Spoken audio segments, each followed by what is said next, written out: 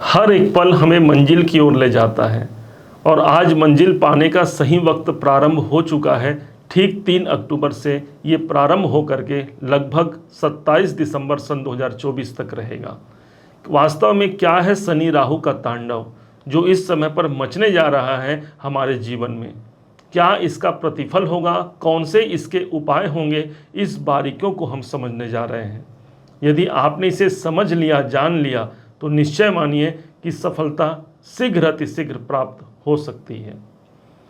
इस समय पर शनिदेव सिंह राशि के ठीक सप्तम भाव पर अपना स्थान बना करके बैठे हैं और वास्तव में जिस 11 नंबर की राशि पर ये बैठे हैं, ये काल पुरुष की कुंडली में हमारे इच्छाओं को प्रदर्शित करता है।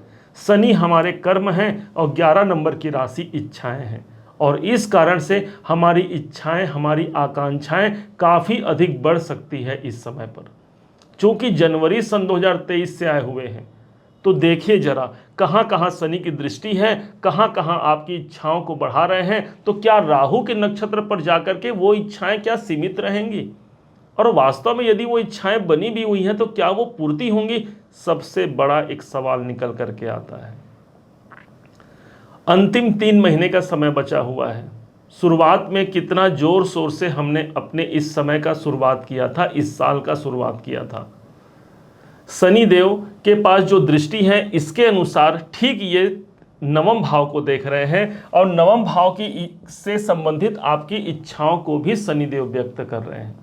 चूंकि यहाँ पर राहु के नक्षत्र पर है, समुद्र मंथन की घटना याद कीजिए जरा। जब भगवान नारायण ने मोहिनी रूप धारण करके सबको अमृत पान करा रहे थे, तब इन दानवों को अमृत पान नहीं कराए थे। तभी ये राहु अपना भेष बदल करके उस पंक्ति पर आकर के बैठ जाता है और अमृत का पान कर लेता है। मतलब राहु के अंदर वो क्षमता है कि किसी भी रूप में उसे वो कार्य सिद्ध करना ही करना है। और ठीक यही प्राथमिकता हमारे मानसिकता, हमारे कर्म क्षेत्र में आएगी कि मुझे वो कार्य प्राप्त करना ही करना है, जो अभी शनि के द्वारा आपको बताने जा रहे हैं। अब शनि सप्तम पर बैठे हैं। हमारा सबसे ज़्यादा इस समय पर विश्वास होगा कि हमारे कैरियर, हमारे दाम्पत्य जीवन में एक बड़ी प्रगाढ़ता आए। दशम से दशम सप्तम भाव ही आपका कैरियर है, आपका कर्म क्षेत्र है। शनि विद्यमान है, होना तो चाहिए कैरियर में एक बहुत अच्छा ग्रोथ होना चाहिए। बहुत से लोगों के जीवन में वो ग्रोथ, वो ऊंचाइयां प्राप्त कर चुके हैं, लेकिन उसके बाद भी यदि हमको प्राप्त नहीं हुआ है तो इसका कारण है शनि धीरे धीरे अर्थात डिले करने वाले ग्रह हैं। जहां बैठेंगे, जहां देखेंगे वहां डिले हो सकता है या डिले की संभावना दिखती है। सप्तम भाव पर बैठे हैं। बिजनेस को, एक तरफ तो हमारा बिजनेस बहुत ऊंचाइयों तक जाता हुआ नजर आएगा, लेकिन अगला ही समय ऐसा हो सकता है कि हमको जस की तस स्थिति नजर आए। एक तरफ कैरियर में ग्रोथ दिखे तो दूसरी तरफ फिर से वही स्थिति दिख जाए। सप्तम भाव पर है, किसी न किसी कारण से पत्नी या पति को लेकर के हमारे मन में एक विचार आ सकता है कि यदि उनके स्वास्थ्य में कोई प्रॉब्लम है तो वो ठीक हो जाए, या फिर उनसे जुड़ा हुआ यदि कोई भी समस्या है वो यहाँ पर ठीक हो जाए। एक ये भी प्रभाव है क्योंकि सप्तम भाव दाम्पत्य जीवन का है।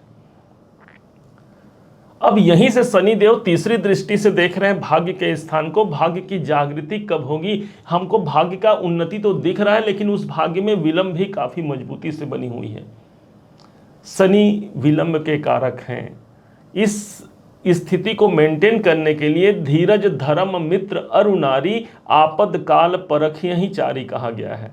अर्थात हमको धीरज रखना होगा, धीर में ही खीर की प्राप्ति होती है।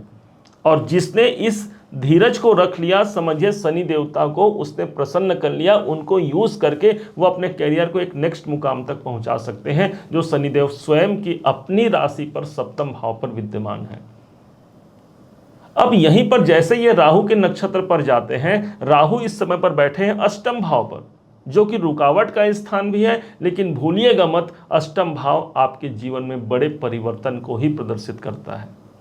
यहाँ जो कॉम्बिनेशन निकल के आता है, क्योंकि शनि के पास 2 घर हैं, छठा, सातवां, और राहु बैठे हैं 8वें घर पे, तो 6, 7, 8 का कॉम्बिनेशन हमें यहाँ पर प्राप्त होता है।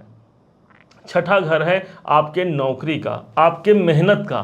तो हमको मेहनत का प्रतिफल किसके रूप में मिलेगा? अब राहु के रूप में मिलेगा। और राहु कहाँ है? तो राहु एक तरफ तो अष्टम भाव हमारे रुकावट को प्रदर्शित करता है, अर्थात हमारे काम में कोई रुकावट की संभावना हमको देखने को मिलेगी, लेकिन अचानक से कोई काम करा जाता है, वही आपका राहु है। राहु किसी भी कार्य को अचानक से इवेंट कराता है, पूरा कराता है। और यही राहु छठे के स्वामी का प्रभाव अष्टम भाव से मिल रहा है, तो छठा भाव आपके जॉब का, आपके मेहनत का, तो उसका प्रतिफल हमें अचानक से देखने को मिलेगा। कोई प्राप्ति होना है, चाहे वो धन की प्राप्ति हो या किसी अन्य चीज की प्राप्ति हो, हमें प्राप्त करना है और वो प्राप्ति में विलंब आ रहा है, तो राहु के द्वारा वो कार्य अचानक से इस समय पर सिद्ध हो सकता है, जो अगले 3 महीने तक शनिदेव राहु के नक्षत्र पर रहेंगे। अब यहां पर सप्तम के स्वामी भी हैं, तो कैरियर में भी, दाम्पत्य जीवन में भी कोई इवेंट अचानक से दिख सकता है। ध्यान दीजिएगा, शनि राहु का जब नाड़ी लिंक बनाया जाए तो एक दूसरे के आगे पीछे विद्यमान है, अर्थात शनि काला है तो राहु वहीं पर जादू से जोड़ा जाता है इस राहु को। तो इसलिए काले जादू का प्रभाव भी हमारे अंदर हो सकता है, होता है। कभी कभी हम अपने जीवन में ग्रोथ करते रहते हैं या ग्रोथ की संभावनाओं को तलाश करते रहते हैं, तो कोई ना कोई, किसी की नज़र लग गई, किसी की दृष्टि लग गई, तो इसका भी एक प्रमाण हो सकता है। हालांकि क्या उपाय से ये ठीक होगा, हमें इस बात पर चर्चा करेंगे। अब यहाँ पर हमको जो यूज़ करना है, राहु हमारे अष्टम भाव पर है, इसलिए हमको जो यूज़ करना होगा, अपने सीक्रेसी को मेंटेन करना होगा। किसी गुप्त कार्य जो हम करते हैं, कोई भी कार्य हम कर रहे हैं, उसको हमको ये चाहिए कि उसको हमको अधिक लोगों तक शेयर नहीं करना है। जितना ज़्यादा इसे आप गुप्त रखेंगे, सीक्रेट रखेंगे, उतना ज़्यादा ये राहु और शनि का जो प्रभाव है, ये दोनों मिल करके एक अच्छे मुकाम तक, अच्छे सफलताओं तक आपको पहुंचा सकते हैं। अब दूसरा जो सबसे बेहतर उपाय होगा इस समय पर, वो होगा कि एक सूखा नारियल लीजिए और 27 दाने जौ के लीजिए, इन दोनों को पानी पे विसर्जित कर दीजिए, जल प्रवाह कर दीजिए, इससे भी ये कॉम्बिनेशन आपको अच्छा परिणाम देगा। तीसरा उपाय होगा भगवान शिव शंकर का रुद्राभिषेक।